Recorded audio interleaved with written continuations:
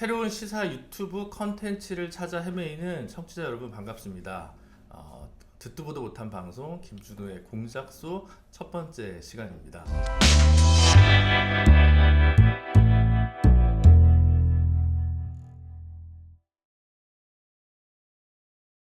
오늘 그 첫 번째 방송이라서 그냥 방송에 대한 소개 혹은 프리퀄 방송으로 이렇게 준비를 하게 됐는데요.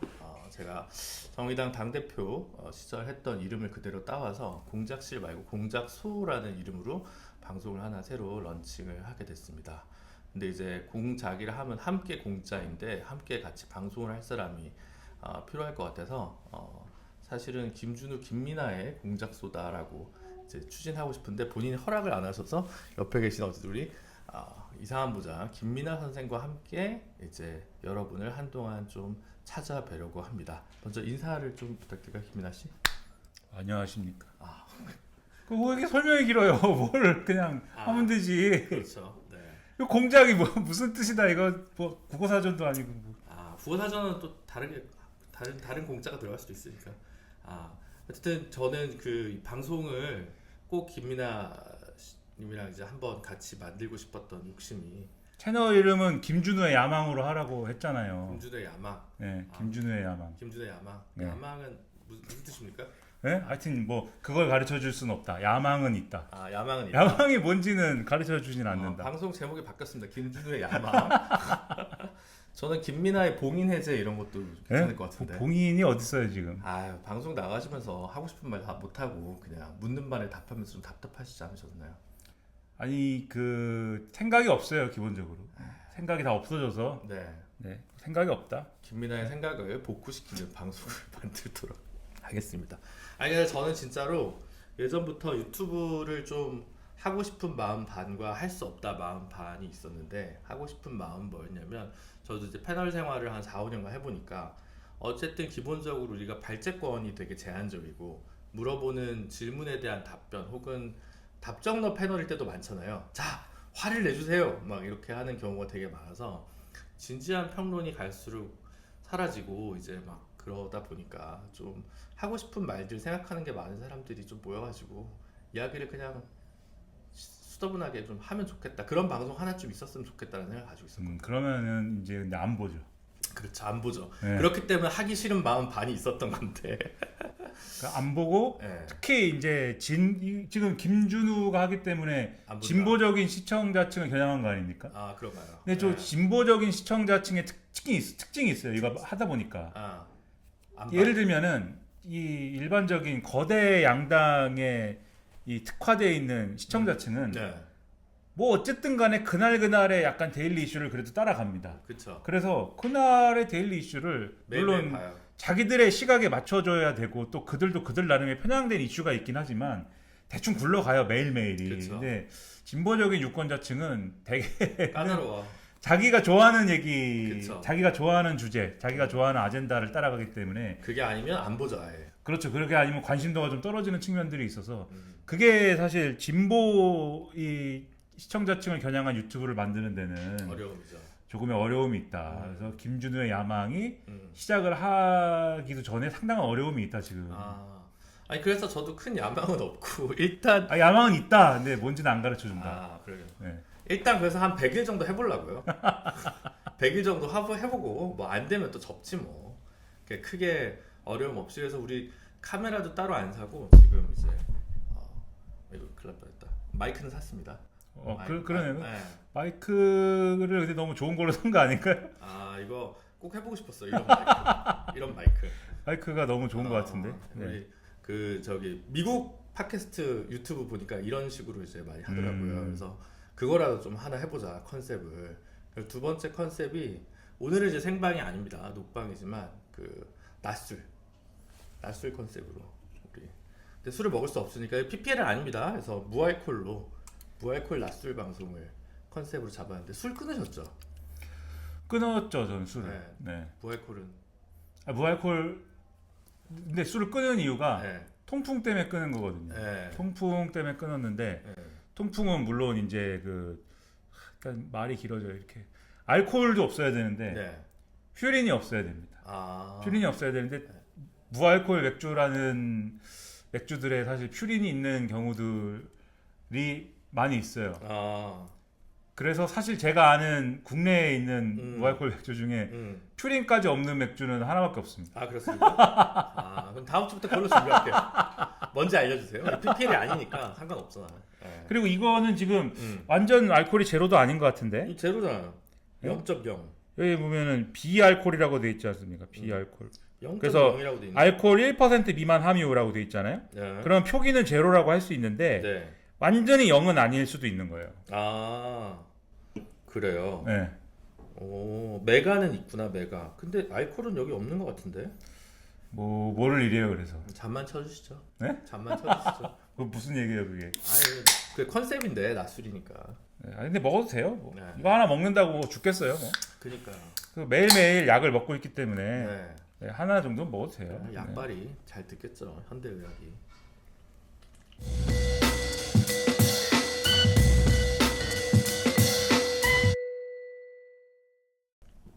오늘 이제 촬영한 날이 월요일인데 오늘 방송 하나 하고 오셨어요? 아니면? 뭐 유튜브에서 뭐 떠들고 왔죠. 우리 최경영 기자님 방송? 네, 뭐 진행을 하시는. 그쵸. 거기가 떠들. 오늘 이제 제일 많이 한 주제는 뭔가요? 방송에서. 우리 대본 없어. 제일 많이 한 게 뭐냐고요? 제일 오늘 시사적인 게 뭐예요? 제일 시의적인 게. 제일 많은 게 뭐냐. 근데 제가 이렇게 봤을 때는 의정 갈등 아니면 김건희 공천 뭐 이런 거예요? 오늘 뉴스의 핵심 줄기는 사실 그 의료 대란 뭐 이런 거고. 그 다음에 지난주부터 이렇게 좀 이어져서 오늘까지 약간 잔향이 남아 있는 게 김건희 여사 관련 문제. 그러니까 명품백을 갖다가 이제 어떻게 할 거냐. 수사심의가 뭐 이거는 뭐 어쩔 수가 없네요. 하고 넘어갔잖아요. 불기소로. 오늘 아침에 이원석 검찰총장이 그 얘기를 했잖아요. 또 뭐 부적절한 처신일 수는 있는데 죄가 안 되는 거는 뭐 어쩌겠습니까? 이런 취지의 얘기했잖아요. 뭐 그런 정도 얘기, 뭐그 정도인 것 같아요 지금. 그 다음에 문재인 전 대통령 수사를 하는데 이재명 대표가 문재인 전 대통령 찾아가가지고 그쵸. 두 사람이 만났다더라 뭐 이런 그쵸. 거. 네. 그 정도 얘기죠 뭐. 네, 그 세 가지. 그 세 가지로 이제 추석 때까지 쭉 갈 것 같아요. 그 대한민국 정치가 근데 3일 후를 이틀을 알 수 없죠. 누구도 그거를 장담할 수 없죠. 갑자기 뭐 얘기가 나올 수도 있고. 워낙 알 수 없으니까. 뭐 알 게 뭡니까 그리고. 네. 알아야죠 그래도. 근데 사실 대통령 지지도가 계속 빠지고 있잖아요. 그래서 세대별로 하면 뭐 20대, 30대, 40대는 거의 10%대로 다 추락을 해가지고 사실 정부 입장에서는 이대로 추석을 맞이하기는 좀 거시기하다라고 해서 뭔가 폭탄을 하나 준비할 것 같기도 한데 계속 이대로 가면 사실 지지는 쭉 빠지고 의정 갈등 문제도 지금 수시 원서 접수 시작돼가지고 2025학년도 이거는 지금 어떻게 이제 바꿀 수가 없을 거 아니에요. 수험생에 대한 신뢰 문제가 있으니까. 그래서 근데 뭐 의정 갈등 문제 해결 못하고 김건희 여사 리스크 해결 안 되고 김건희 여사 입장에서는 리스크가 해소된 걸 수도 있지만 해소됐죠. 네. 근데 이제 전국 전체적으로 보면 리스크 해소 안 되는데 그냥 이대로 쭉 간다. 네. 그렇게 보시는구나. 그러면 뭐 그냥 요즘은 그 보수 유튜버들이나 보수 패널들은 방송에 나와서 할 말이 별로 없을 것 같은데. 아니죠. 아닌가? 막 얘기하죠 그냥. 막 얘기해요 그냥. 아무 얘기나 막 하는. 영상 코드로 막 얘기하면 되죠. 영상 코드로. 네. 그런데 이거 보면 요즘 이제 그 보수 패널들도 눈동자가 좀 흔들리는 것 같은데요. 그거는 뭐 팔자죠. 어쩔 수 없죠. 그러니까 친윤 선언을 이제 안 하고 친한이나 아니면 뭐 넓게는 친오로 가야겠다 이렇게 생각을 하면서 이렇게 좀. 근데 지금 친오라는 건 의미가 없고 그게 그 국민의힘의 내전과 같은 그러한 내적인 어떤 논리에서는 차기는 오세훈 아니야 뭐 이런 얘기하는 게 의미가 있을지도 모르겠는데 지금 그 윤석열 대통령이라는 그러니까 윤석열 정권을 어떻게 평가할 거냐를 중심에 놓고 보면 오세훈 시장은 사실 윤석열 대통령 편이죠. 지금 상황에서는. 그렇죠. 앞으로는 뭐 달라질 수 있을 거야 뭐 이런 기대를 갖고 있는 사람들도 있지만 스탠스는 윤석열 대통령 편이고 지금 그 구도는 윤석열이냐 한동훈이냐 구도인 거잖아요. 지금 일반적으로 어떤 이슈를 다룰 때. 그렇죠. 근데 지금 이제 그래서 만약에 뭔가 여당 이슈에 대해서 발언을 한다라고 할 때 한동훈 편에 설 거냐 윤석열 편에 설 거냐 뭐 이런 생각을 할 수도 있겠지만 그렇죠. 근데 지금 대개 이슈에서 한동훈 대표가 특별히 윤석열 대통령한테 무슨 뭐 반기를 들고 있지 않잖아요. 최상병 특검 이슈 외에는 별달리 그동안에도 특별히 뭐 이견을 드러낸 바는 없고 의료 대란 문제에 있어서 잠깐 얘기를 하다가 그때 말고는 없는 건데 네. 의료 대란 문제는 이제 지난주에 일단은 정리를 1차적으로 한 거잖아요. 용산하고 한동훈 대표하고. 네. 그다음에 최상병 특검 얘기는 한동안 한동훈 대표가 얘기 안 하기로 한 거잖아요. 네. 그러니까 패널 입장에서는 그냥 얘기하면 됩니다. 뭐 그냥. 고민을 뭘 합니까 그냥. 근데 큰 틀에서 보면 그럼 진보 쪽에서 봤을 때는 한동훈 대표가 일단 다시 후퇴했다. 1보 전진을 위한 2보 후퇴. 지금 이제 관리하고 있는 거죠. 갈등은. 네. 갈등 관리를 할 것이고 하고 있다. 더 이상 밀고 나가는 본인도 곤란하다. 곤란하죠. 그렇게 보는 거죠. 지금 이제 진검승부를 할 것이냐 윤석열 대통령하고 그렇지 않고 지금 진검승부하면은 망한다라고들 보고 있는 거죠. 조기에 현재 권력과 미래 권력이 갈등이 불을 붙여가지고 이제 내전 상태를 조기에 만들면 그러면은 아직 대통령이 힘이 있는데 그렇죠. 힘이 실린 반격을 할 거 아닙니까? 그렇죠. 그러면은 한동훈 대표도 살아남을 수 있을지는 장담 못하는 거고 그다음에 역대 대통령과 그러니까 현재 권력과 미래 권력의 관계를 봤을 때 그렇게 파탄적으로 서로 해가지고 정권을 재창출한 예가 없거든요. 없죠. 그러니까는 어느 정도 수준까지는 갈등 관리를 해야 되는 거예요. 한동훈 대표도 갈등 관리를 쭉 해나가다가 결정적인 순간에 이제 어느 정도 그래도 물이 익었다라는 순간에 어떤 주제를 잡아서 이제 좀 이제 선긋기나 이런 거를 통해서 홀로서기를 하는 것이지 지금 그렇게 하면 망한다라고 한동훈 대표 주변 사람들은 다 그렇게 생각하는 것 같고 소위 말하는 친한계라는 사람들도 그런 인식인 것 같아요. 그러니까 오히려 최상병 특검이나 이런 문제에 있어서 가장 선긋기를 그나마 하고 싶은 사람이 한동훈 대표 본인인 것 같고 받쳐놓는 말이 있으니까 그쵸. 그러니까 조금이라도 하고 싶은 마음이 있는 쪽은 본인인 것 같고 주변이 다 아니다. 주변 아니다. 네, 아니다라고 하는 분위기인 것 같습니다.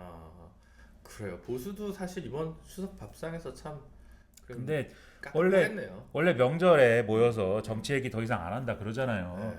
그리고 워낙 이제 정치적인 지형 자체 양극화돼서 말 꺼내면 싸우는데 뭐하러 말 꺼냅니까? 그렇죠. 그래서 원래 명절에 정치 얘기는 안 할 거거든요. 근데 이번에는 하게 돼 있습니다. 왜요? 왜냐? 병원을 못 가기 때문에. 그렇죠. 네.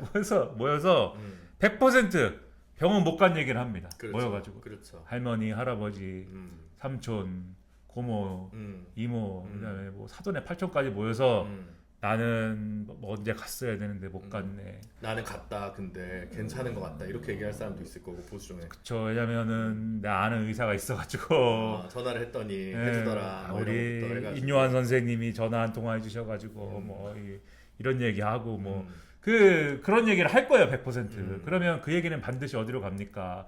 윤석열은 왜 그러는지 모르겠다 이럴 거 아니에요. 그쵸. 네. 그러니까는 그렇게 뻔하니까 제가 볼 때는 그 평론가의 생각인데, 그러니까 한동훈 대표가 2026년에 2025년 어쩔 수 없고 2026년에 의대 정원 증원하는 거에 대해서는 그거는 유예도 논의하는 방향으로 해서 정리를 해봅시다. 이렇게 애초에 제안을 했을 때 네. 시끄러 너랑 밥 안 먹어 이러고 끝났잖아요. 그렇죠. 밥을 안 먹었잖아요. 네, 안 먹었죠. 근데 지난주에 또 얘기를 했더니 알았어 그런 거잖아요. 그러면서 생각해보자. 알았어 그런 다음에 한동훈 대표가 지금 야당이 여야 정 의사 협의체를 만들자고 하는데 그것도 하겠습니다. 그러니까 용산도 그 좋아 라고 해갖고 정리가 일단 된 거잖아요. 그렇죠. 왜 그러냐면은 요게 있으면 우리 이제 그 갤럽이나 뭐 이런 조사로 한 23% 정도 되는 이 보수의 전사들이 있어요. 보수의 전사들이 이제 할 말이 생기는 거죠. 그렇죠. 그래도 대통령이 한번 이제 꺾어줬다. 그동안은 대통령이 현실을 잘 보고를 못 받아서 응급실도 괜찮다고 하고 한번 기자들한테 현장을 한번 가보라고 하고 문제가 없다고 하고 했는데 그래도 병원 한번 갔다 오니까 직접 보고 나니까 그래도 조금 현실을 알아서 한동훈 대표한테 그래도 키를 넘겨준 거 아니냐. 그러니까 이제 좀 괜찮아질 거야. 이렇게 얘기할 수 있는 그 거리가 생긴 거잖아요. 근데 그럴 때 있잖아요. 우리가 다 방송할 때 늘 그게 좀 딜레마인데 사람 목숨 가지고 왔다 갔다 하는 문제고 의료계약 문제인데 패널로 나가면 그냥 좀 이거를 저도 이제 그런 유의 질문을 하면서 일부러 그렇게 지금 하는 거지만 그 뭐 이제 여여 갈등, 보보 갈등 이거 어떻게 보냐 이런 해석만 하고 있는 방송하고 있으면 가끔 저도 약간 나 지금 뭐 하는 거지 이런 생각이 들 때 있잖아요. 그러니까 얘기를 뭐든지 얘기를 끝까지 물어봐야 되고 그 얘기를 그러니까 물어봐야죠. 그럼 패널한테 끝까지 물어봐야 되고 끝까지 시켜야 되고 끝까지 들어봐야 되는데 방송이 여기까지 얘기하면 딱 잘라요. 그러니까 끝까지 물어봐야지 그러면. 맞아. 그러면 그 다음 어떻게 되냐? 예? 그렇죠. 그 여야정 의사협의체 했잖아요. 그렇게 했으니까 추석 전에 야 이거 구성했지? 내가 윤석열 대통령 입장에서 내가 한번 꺾어줬지? 그럼 한동훈한테 기회 줬지? 내가 양보한 거다? 그럼 사람들이 대통령이 정신 차렸네. 뭐 좀 되겠네. 추석을 넘긴단 말이에요. 그러면 여야정 의사협의체가 제대로 굴러가서 추석이 지난 다음에는 해결이 됩니까? 이걸 물어봐야죠. 그렇죠. 그 물어보면 평론가 어떻게 대답하느냐? 해결이 안 됩니다. 예? 근데 의사단체도 뭔가 이제 한 발 물러설 때가 되긴 됐잖아요. 물러서야 되는데 물러설 태세가 전혀 아니에요. 그러니까. 일단 의사단체라는 게 어딥니까 도대체? 그렇죠. 그게 또 이제 의협이 전공의에 대해서 정확히 장악하고 있는 것도 아니고. 의협은 지금 의협 얘기는 2025년도부터 일단 물르고 이건 물리적으로 안 되는데 그쵸. 물론 조금은 되지 않을까요? 뭐 이렇게 주장하는 사람도 있습니다. 이준석 의원이라든가 이런 사람들은 조금은 될 수도 있어. 그러니까 이준석 의원은 워낙 이제 그 꼼수 뭐 짜잘한 어떤 그 수에 이제 밝은 양반이니까 정원을 꼭 다 뽑아야 되는 건 아니잖아. 뭐 대학을 그럼 어떻게 대학에 전화를 돌려가지고 그냥 50%만 뽑으세요 이렇게 하나? 아무튼간에 그런 얘기를 하면서 거기는 그게 있더라고. 선거 때 의사표가 쭉 왔대요. 느껴졌대. 강남에서도 의사들이 열받아가지고 우리 국민의힘 안 찍어 이러면서 개혁신당으로 이렇게 쭉 몰려오고 의사들이 개혁신당에 입당하거나 뭐 출마하겠다고 있는 연락들이 좀 왔었다 그러더라고요. 아니, 기사를 보면 그 당시에 강남 한복판에서 국민의힘 사람들이 선거운동을 하면은 강남에 의사들이 많이 살 거 아닙니까? 그렇죠.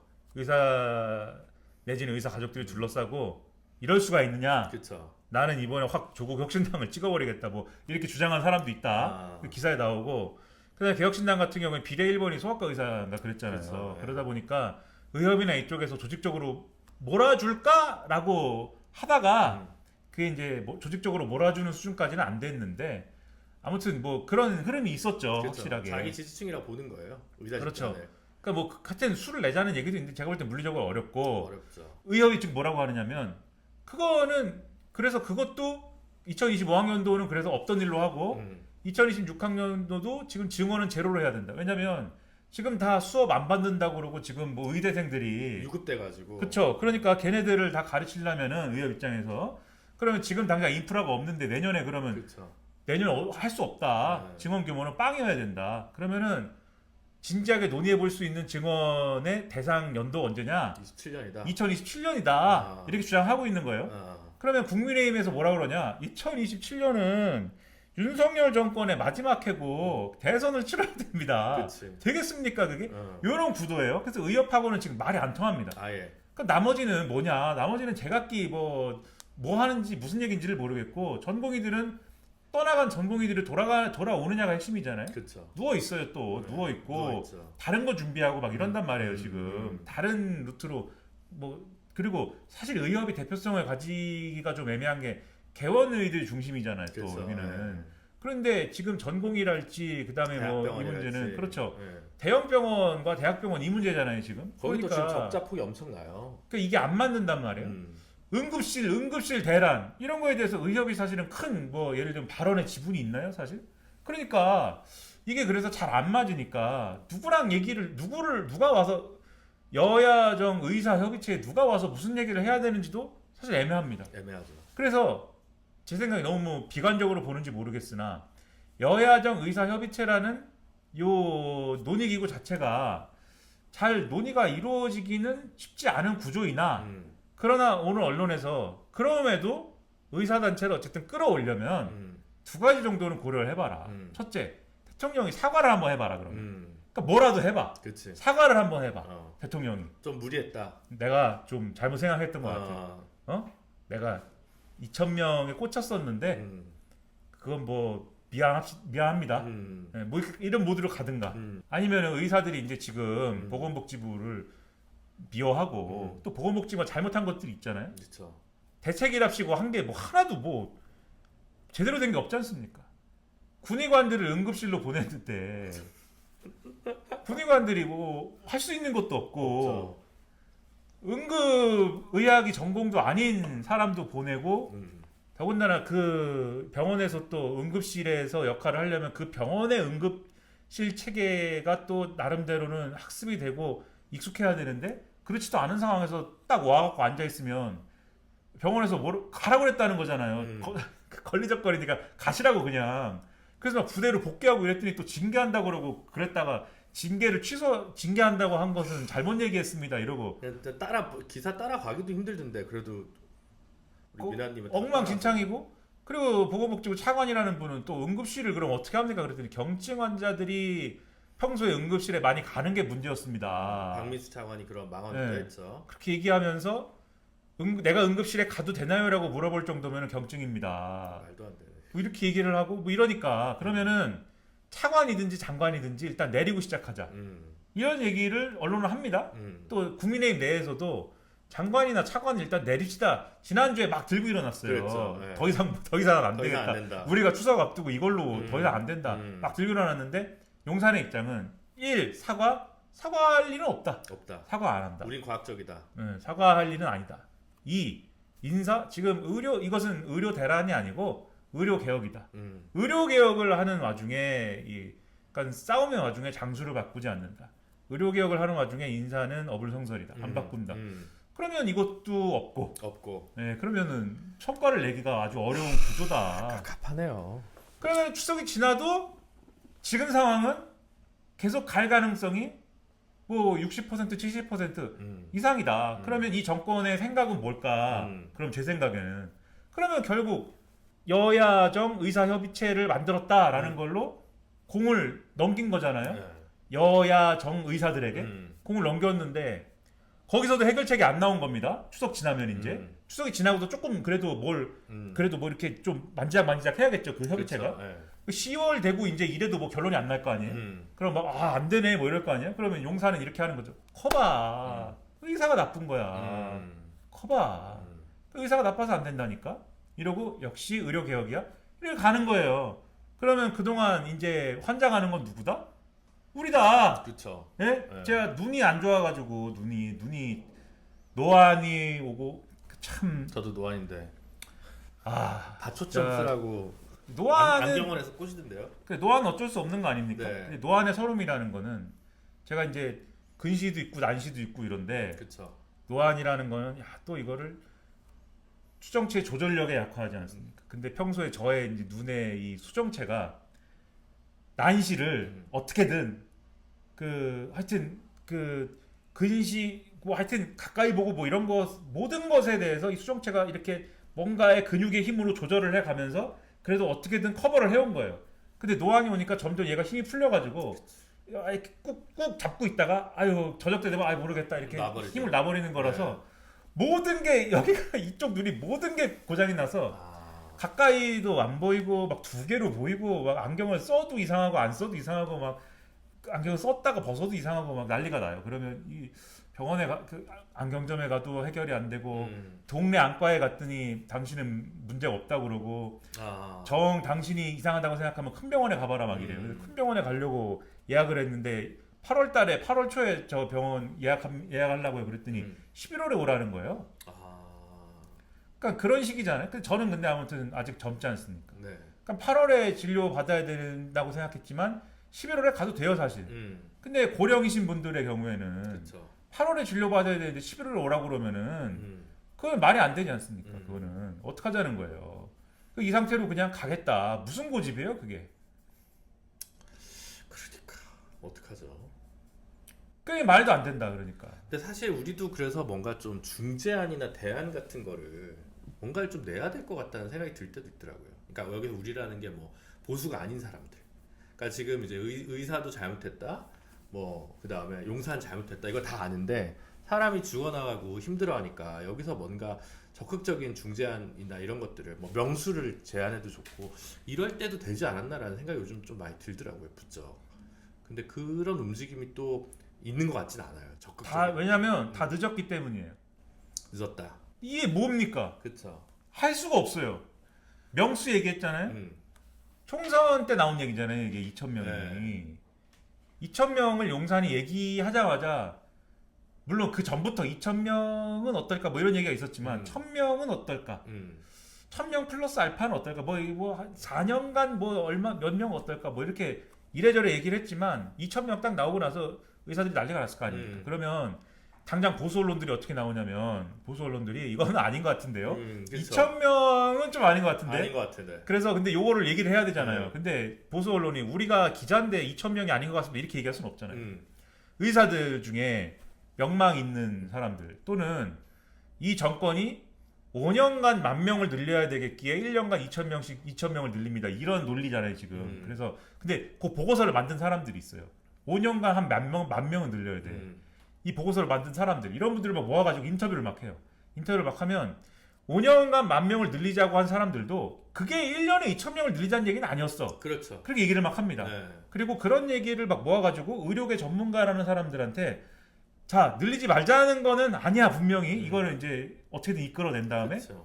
얼마 늘려야겠어 이걸 물어봐요. 그러면 뭐 300명도 얘기하고 400명도 얘기하고 최대 뭐 700명도 얘기하고 막 이래요. 그랬죠. 그러면은 그때 사실 절충이 됐어야 되는 거예요. 그렇죠. 왜냐면 의료계 일각에서 낸 아니기 때문에 이걸 가지고 자 그러면 예를 들어 700명이다.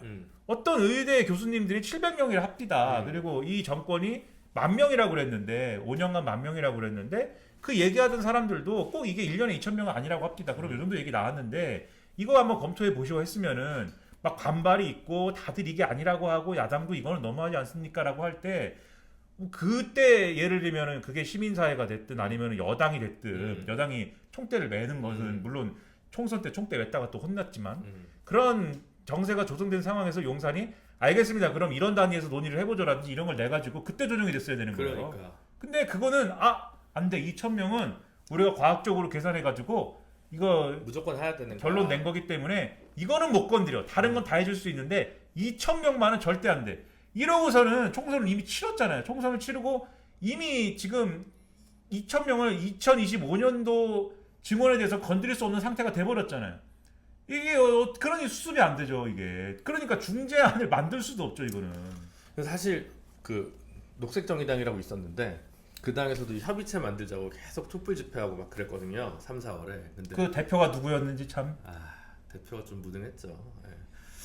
하여튼 이 방송은 정의당의 공식 입장과 아무 상관없는 방송입니다. 김준우의 야망이기 때문에 그래서 진짜 하여튼 의료대란이 그럼에도 불구하고 협의체를 만들고 뭔가 중재안이 좀 나와서 뭔가 좀 빨리 방법을 좀 찾아야 될 것 같아요. 왜냐면 실제로 2,000명을 한꺼번에 교육할 수 있는 의대 교수 충원도 당장이 안 되잖아요. 사실은. 그러니까 제대로 된 조건에서 교육을 못 받기 때문에 사실 한꺼번에 2,000명 증원하는 게 어렵다는 거죠. 500명, 700명, 2,000명 이렇게 단계별로 가는 것도 아니고 그러니까 한꺼번에 2,000명은 인프라가 안 되는 건데 그거는 뭐 누구나 알 수 있는 건데 목표가 2,000명이면 차라리 동의할 수 있을 거라고 보는데 하여튼 용산의 말도 안 되는 고집이 문제인 것 같고 그거에 비해서 우리 또 뭐 그래도 계속 평론가들이 떠들어야 되지 않겠습니까? 이거 안 될 거라고 얘기할 게 아니라 뭐 운동진영이 떠들든 야당이 떠들든 계속 떠들어야 뭐 문제 해결이 요만큼이라도 좀 되는데 보탬이 안 될까요? 그런 믿음이 이제 없어졌어요. 방송에서 우리가 무슨 얘기를 하든 듣지 않을 것이다. 운동진영이 뭘 주장하는데요? 원래는 이제 증원은 하고 이제 그 필수 의료에 대한 대책 없이 단순 증원만으로는 부족하다 뭐 이런 얘기들 했었던 거죠. 그러니까 이런 식으로 가면 이제 쟁점이 막 골치가 아파지는 거죠. 윤석열 정권이 얘기합니다. 필수 의료 우리가 뭐 수가도 인상해주고 뭐 팍팍 지원할게 막 이렇게 얘기를 해버린다고요. 그러니까 그럼 이제 이게 필수 의료란 무엇이며 어떻게 해야 되는가 이게 쭉 나와야 되잖아요. 그렇죠. 그럼 이제 거기서부터는 이제 이게 이미 뭐랄까 갈등의 선이 전선이 2,000명이야 몇 명이야 여기서 쭉 그어진 상황에서 이게 그런 얘기들이 막 들어가기 시작하면은 물론 그게 이 책임 있는 어떤 그 정책인데 책임 있는 정책의 패키지인데 그런 전선을 쭉 만들어내야 되는 건데 그 전선을 만들 힘이 없는 상황에서 얘기가 이제 막 흩어져 버리는 이런 아픔이 있는 거죠. 그러니까요. 진짜 깝깝한 부분이. 그래서 원래 사실은 진보 정당 내지는 이런 데서 만들어야 될 정책적 전선에 쭉 가르는 흐름이라는 거는 그래서 공공의료를 강화하는 겁니까? 뭐 이런 거잖아요, 원래는. 네. 그런 흐름을 가를 수 있는 의제를 만들어가면서 이 전선을 갈랐어야 되는데 2,000명이냐 700명이냐 뭐 숫자로 그러면 그렇죠. 네. 그리고 뭐 필수 의료 강화가 뭐 수가를 인상해 주는 것이냐 아니면은 뭐 의사들이 뭐라 그럽니까? 아니다. 의사들한테 면책 특권을 부여하는 것이다. 뭐 이런 거 얘기하잖아요. 그럼 그러는 거냐? 그러면 이게 다 형해화돼 버려 가지고 공공의료 강화 이런 얘기는 없잖아요, 이제 완전히. 그러니까요. 민주당 일부 사람들이 그래도 뭐 여기서 그래도라는 건 그 와중에 말이에요. 민주당 사람들 와중에. 민주당 그런 얘기 잘 안 하니까 이제. 그런 얘기를 조금 하다가 이제 아무도 얘기 안 하잖아요, 그것도. 그냥 발을 뺀 느낌이죠. 그렇죠. 그냥 알아서 해라. 우리는 네. 뭐 중간에 뭐 하도 들을 것 같지도 않고 다른 거에 집중하겠다. 약간 이런 느낌을 좀 주죠. 그래서 사실은. 윤석열 대통령이 2,000명 고집하다가 생긴 이 파국인데, 즉 뒤집어 얘기하면 2,000명만 늘리지 않았으면 의료 체계가 정상적으로 잘 돌아갔을 텐데 라는 전제가 있는 한 공공의료 얘기하면은 뜬금없이 공공의료 얘기 이렇게 돼버린다는 거죠, 이게. 그래서 아주 고약하다, 이 상황은.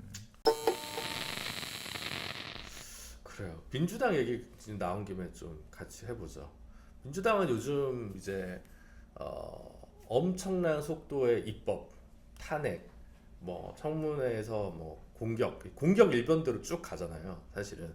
근데 그러다 보니까 계속 거부권 전국은 반복되고, 그 다음에 뭐 인사청문회는 계속 파행이 되고, 그렇게 되고 나니까 근데 200석은 안 되고, 그래가지고 그러면 이제 과연 이번 정기국회 혹은 이제 연말 예산안까지 도대체 어떻게 굴러가려고 하는 건지가 사실은 그러니까 뭐 책임 야당 해야 된다는 얘기를 뭐 제가 반복해서 하고 싶어하는 얘기가 아니라 거기 좀 길이 안 보이는 것 같아요. 그러니까 강성 지지층을 만족시키는 강경 모드는 하는데 기사들 보면 의원들도 근데 이거 계속 이렇게 통과만 시키고 나서 거부권 행사하면 결국 법안 통과 안 되는데 우리는 뭐 하고 있는 건지라고 약간 묘한 기분이 든다 뭐 이런 인터뷰들도 있더라고요. 익명을 요구해서 그렇지만.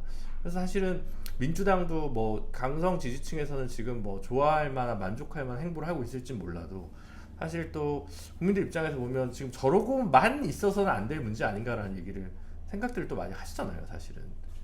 근데 그 문제는 그 부분은 뭐 어떡합니까? 그러니까 저는 사실 이 부분에서 되게 평론에 어려움이 있더라고요. 왜냐하면 아무 대화나 제대로 된 대화를 전부 윤 대통령이 거부하니까. 그래, 뭘 어떻게 그러면 할 수 있는 게 없는 거야.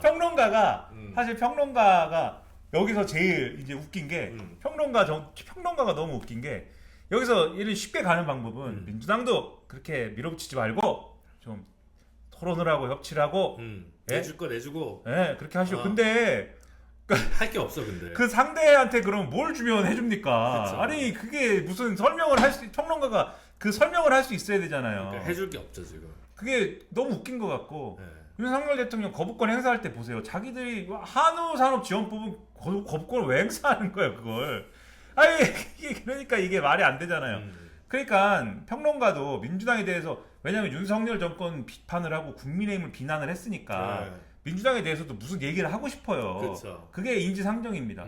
근데 막 이래 놓으니까 그 지금 말씀하신 밀어붙이고 막 이런 거에 대해서는 뭐라고 얘기를 무슨 얘기를 할 게 없는 거예요. 할 말이 없죠. 그러니까는 그 얘기는 안 하고 네. 근데 제가 이제 이 어떤 민주당식 정치의 본질을 보여주는 부분은 오히려 밀어붙이는 게 아니고 그 강성 지지층이 뭐 어쨌다 이런 얘기에 대해서 저는 이제 별로 이렇게 감흥이 이제 없어져 버렸는데 강성 지지층 얘기할 건덕지는 이제 다른 주제인 것 같고 요즘에 이제 그 민주당 정치의 본질을 보여주는 거는 그렇게 밀어붙이고 헐뜯고 하지만 세금 문제에 있어서는 막 합의를 볼 것 같아요, 양당이. 진성준 근데 정책 의장은 금투세 뭐 시행해야 된다고 얘기를 하긴 하는 것 같은데요. 민주당 쪽에서는 시행을 하되 뭐 유예가 아니라 완화해 줄 거 아닙니까? 그러니까 전선이 거기도 네. 민주당 내 논의의 전선이 네. 시행을 할 거냐 유예할 거냐처럼 돼버렸잖아요. 근데 시행을 한다는 거는 그대로 하는 겁니까? 이게 또 있어요. 완화해 줄 거잖아요, 기준을. 완화해 줄 거냐 아닐 거냐. 그리고 진성준 정책위 의장이 주장한다고 그게 100% 관철될 것도 아니고. 그러니까 이런 문제가 있는 거여서. 그리고 금투세만 있습니까? 계속 민주당의 최근의 태도가 상속세도 일정 부분은 놔주는 거잖아요. 저 기재부에서 내란이 통과될 가능성이 높아 보이죠 지금. 그러니까 제가 이제 세금에 대한 전문적인 용어는 잘 모르지만 공제한도를 높인다던가 뭐 이런 걸 해주는 거잖아요. 최고 세율도 50에서 40%로 내린다는 거. 그러니까 물가가 많이 이제 올라가고 그런 걸 반영해야 된다 뭐 이런 거고. 그렇죠. 그다음에 뭐 종부세도 얘기를 하다가 이제 조금 꺼내다 마른 거잖아요. 그쵸. 종부세도. 그러니까 그런 이제 태도와 행보가 뭘 의미하는 거냐. 그런 걸 잘 봐야 되는 거죠. 그런 거를 봐야. 그러니까 예를 들면 강성 지지층이다. 요 원툴로 이 민주당 정치를 분석을 하면 이게 설명이 안 돼요. 그러면. 그렇죠. 오히려 민주당 정치의 본질은 본인들이 어떤 이념이나 가치나 예를 들면 뭐 전국민 25만 원 주는 거 가지고 보편적 복지야 이렇게 얘기를 하는데 어떤 이제 가치나 노선을 중심에 놓고 우리는 이걸로 갑니다 이런 게 아니라 지금 선거를 잘 치르기 위한 굉장히 계산적인 접근을 계속 하고 있는 거다. 저는 이렇게 해석이 되고 그 틀로 봐야 되지 않나? 이렇게 보고 있는 거죠. 그러니까 지난번 총선을 치러보면은 민주당에 대한 두 가지 민주당을 중심에 놓으면 민주당 지지층이 연성화된 측에 두 가지 조류가 있어요. 그들이 사실 조국혁신당을 지지한 거 아닙니까? 네. 그렇죠. 그래서 지민 비조를 했더니 민주당이 갑자기 살아나고 뭐 이렇게 된 거잖아요. 그 조국혁신당을 지지한 사람들은 그럼 어떤 논리로 조국혁신당을 지지한 거냐 그걸 봐야 되는데 그 당시 언론이 이제 그렇게 조국혁신당 지지하는 사람들을 취재해가지고 왜 조국혁신당을 지지하세요? 를 물어본 걸 보면은 지지 논리가 일관되지가 않아요.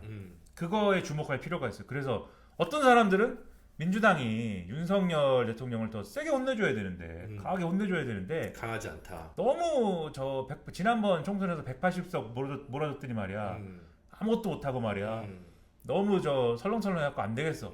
더 센 놈이 필요하겠어. 조국 당해본 놈 아니야.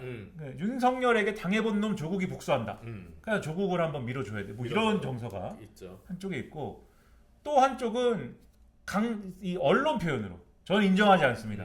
강남 좌파 정서. 좌파 아닙니다. 하지만 언론 표현으로 강남 좌파 정서. 뭐냐?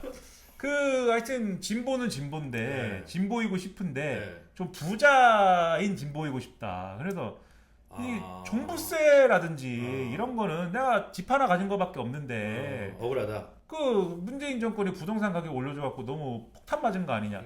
이런 것도 민생 아니냐. 민생을 돌봐줘야 되지 않느냐. 민주당이 그동안 경직된 이념만 주장을 해가지고 민생을 안 돌봐가지고 우리가 종부세 폭탄 맞는 거 아니냐. 서울에 예를 들면은 마용성 이런 데 있잖아요.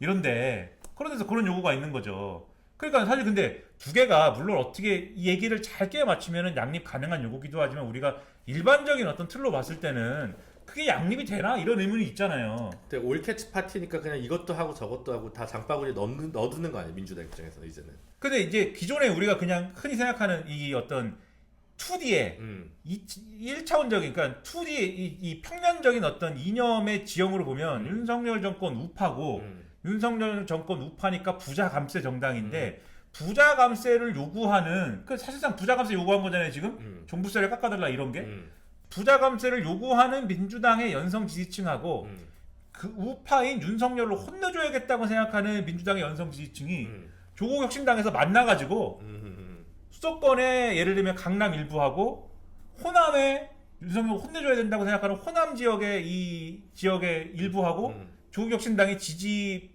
기반을 잃었다라고 하는 게 이 평면적인 이 이념 축에서는 설명이 잘 안 되잖아요. 근데 어쨌든 그런 일은 일어났단 말이에요.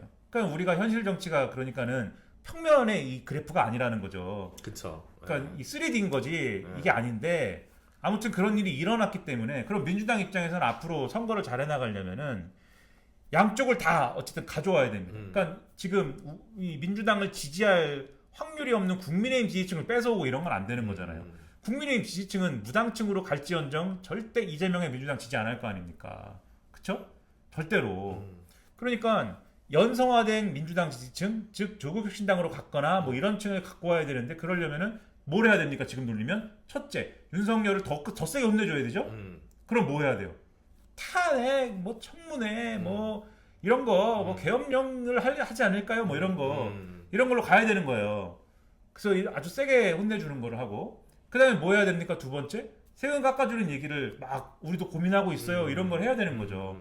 그래서 두 개가 그렇게 간다. 그 두 개를 동시에 하고 있잖아요, 지금. 그쵸. 이거는 계산을 그렇게 한 거죠. 계산한 거다. 그렇게 보지 않으면은 이 전체적인 민주당의 지금의 스탠스를 잘 설명할 수 없다. 사라진 소수 정당들 얘기도 해볼까요? 정의당 얘기하자는 게 아니라. 사라진 소수 정당이 정의당이지. 그러면. 아니 제 말은 그게 아니라 이런 것 같아요. 그 조국당까지만 있어도 180석이 되잖아요. 민주당이. 그러니까 예전에 이제 20대 국회 때는 민주당이 단독 과반이 안 되니까 그게 뭐 정의당이 아니어도 민평당이니 반미당이니 이런 당이 무슨 입장을 가지냐가 되게 중요했잖아요. 과반을 차지해야 되니까. 근데 21대 때 처음에는 민주당이 180석을 가지니까 정의당이 무슨 입장을 가진 것도 궁금하지 않아요. 아무도 관심 없어. 근데 뭐 김홍걸 의원부터 해가지고 뭐 이렇게 날아가는 사람들 생기니까 혼자 180이 안 되니까 하반기, 후반기, 21대 후반기 되니까 정의당의 입장은 뭔가요? 하고 정의당의 입장이 중요합니다. 왜? 패스트트랙을 태워야 되니까.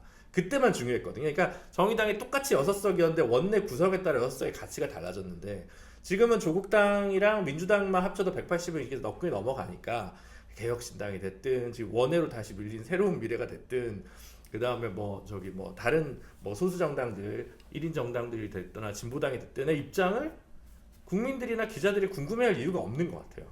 말하자면 그 구성 때문에. 그러니까 뭐 정의당 얘기하려는 건 아니고 그냥 그렇기 때문에 오히려 더 다양성이 더 죽어버리고 그냥 이쪽은 이렇게 가고 이쪽은 이렇게 가고 양쪽은 대화가 없고 혹은 양쪽만 대화가 없는 게 아니라 윤석열 대통령 국민이랑 대화를 안 하니까 뭐 그냥 요즘 한동훈 대표랑도 대화를 제대로 안 하니까 뭐 아무랑도 대화를 안 하는 건데 그런 상황에서 보다 보니까 뭐 소수 정당도 사실 가짓수로는 많이 있는데 아무 무의미한 게 이제 돼버리지 않나. 개인적인 뭐 명망으로 방송을 좀 나올지 모르지만 요즘 보면 각 당의 입장들이 별로 이렇게 더 안 중요하게 된 것 같아요. 개수는 더 많아졌는데 수치로 따지면 이렇게 저렇게 합치면 더 이제 이렇게 뭐가 튀어나와야 되는데 전혀 그러지 못하지 않나? 라는 생각이 저는 좀 요즘 많이 들더라고요.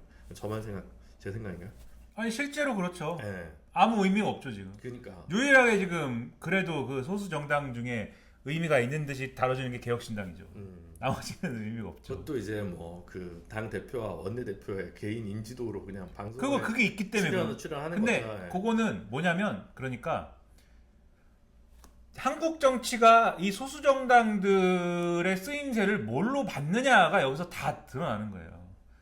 그러니까 오늘날에 그러니까 지금까지 아까 뭐 이쪽 입장 그렇고 저쪽 입장 그렇고 끝난다고 말씀하셨잖아요. 그 입장에 그래도 들어가기라도 하면 다행이에요.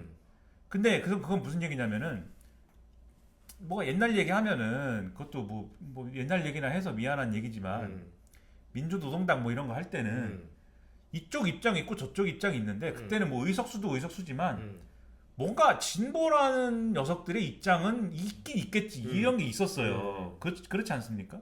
그러니까는 거대 양당의 입장이 있고 아마 진보라는 녀석들의 입장이 있겠지.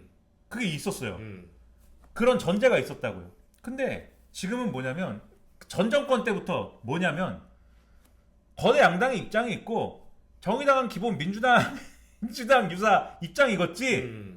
민주당 유사 입장인데 다를라나? 이런 느낌이잖아요. 네? 민주당 유사 입장인데 다를라나? 요 입장이고 뒤로 가면 이제 또 다를라나? 다를라나만 계속 하다가 이제 요새는 이제 뭐 의미가 없다. 다 똑같아. 새로운 미래나 이런 데도 민주당 정책적이나 어떤 노선의 입장에서는 큰 뭐 다를라나? 유일하게 차이가 나는 대목 어딥니까? 이재명을 싫어한다 뭐 이런 거잖아요. 그렇죠. 네. 이재명을 싫어하니까 뭐 어떤 사람에 대해서는 다를라나 뭐 이런 거잖아요. 조국 혁신당과의 차이 지금 뭐예요? 조국 혁신당이 의석수가 있는 것 같고 지금 재보궐선거에서 한판 겨룬다라 그러니까는 좀 있는 거 지금 좀 보도가 나오는 거긴 하지만 차이가 뭐예요?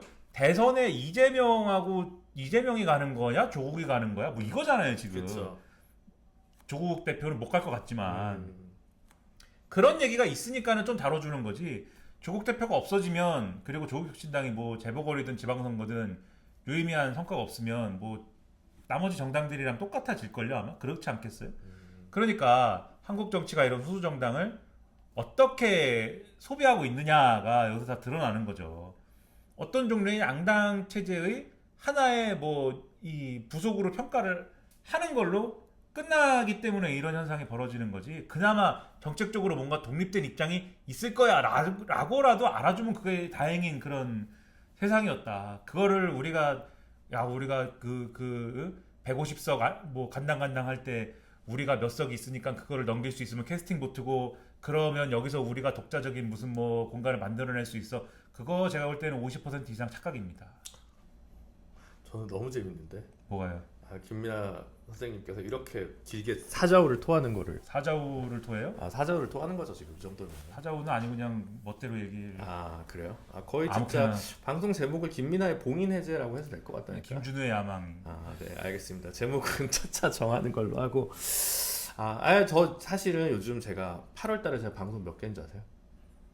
유튜브 안 했으니까 나한테 한 개 했고. 김준우의 야망 한 개 했어요? 아니 저 시사인 저기 뭐냐 우리 김은지 기자님 하는 거 그거 딱 하나 났고, 제가 사실 요즘 방송 감각이 다 죽었어요. 그리고 뭐 개인적인 뭐 블라블라 사연이 있어가지고 세상사에 좀 관심이 없다가 저도 이제 이러면 안 되겠다 싶고 이제 당대표 끝나고 한 100일 지났거든요. 그래서 좀 세상에 다시 좀 나와서 이야기도 듣고 이야기도 하고 이렇게 생각해서 방송을 잡고, 혼자 시작할 때 겁이 나가지고 이제 우리 이상한 모자 김민아 선생을 모셨는데 저는 오늘 너무 좋고 앞으로 이렇게 컨셉으로 쭉 좀 더 포맷을 짜가지고 방송을 계속 하시죠? 어떠세요? 그게 무슨 말이에요? 방송 계속 하자고. 네? 그냥 방송 계속 하자고.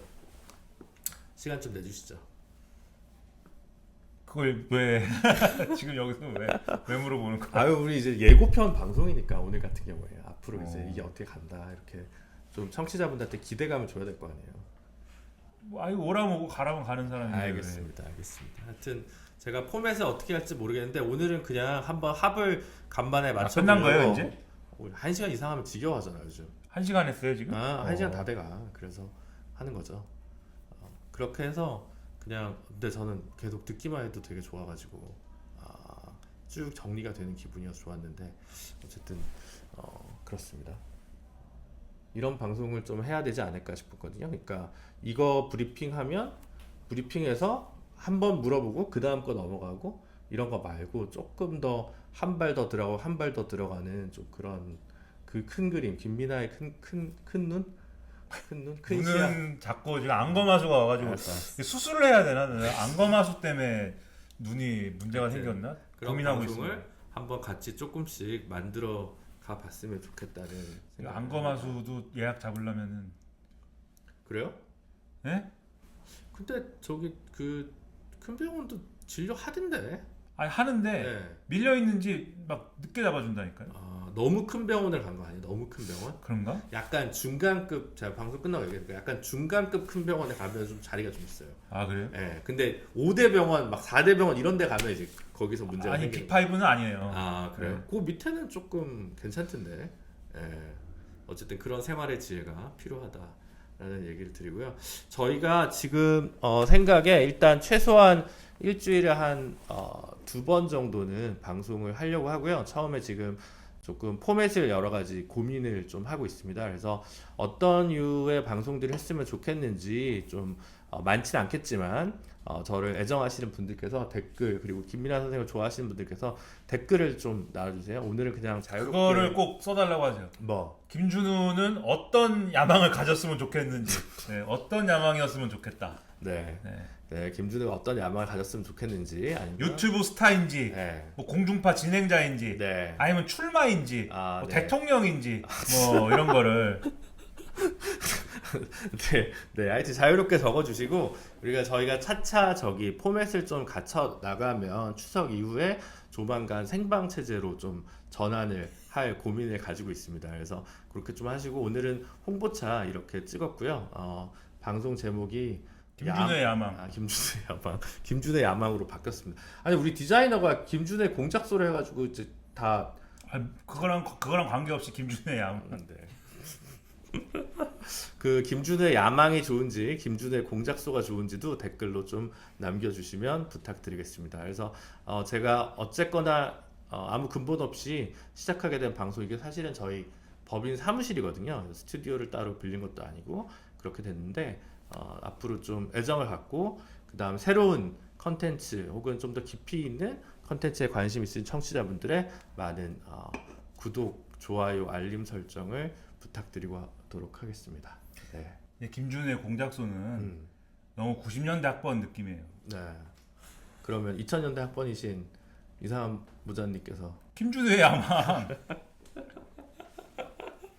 알겠습니다. 공작소 이런 거는 다음 시간까지 결정할게요. 다음 90년대 네. 학번들이 많이 좋아하는. 그런 거요? 우리 타겟층이 거기 아니야? 네? 타겟층이 거기 아니야? 아니 타겟층이 거긴 거는 별개로 90년대다. 알겠습니다. 네, 올드스쿨 방송에서 새로운 스쿨 방송으로 넘어가 보도록 하겠습니다. 그러면 그 추석 연휴 준비 잘 하시고요. 조만간 빠른 시일 내에 다시 찾아뵙도록 하겠습니다. 감사합니다. 인사하세요. 감사합니다. 바이바이.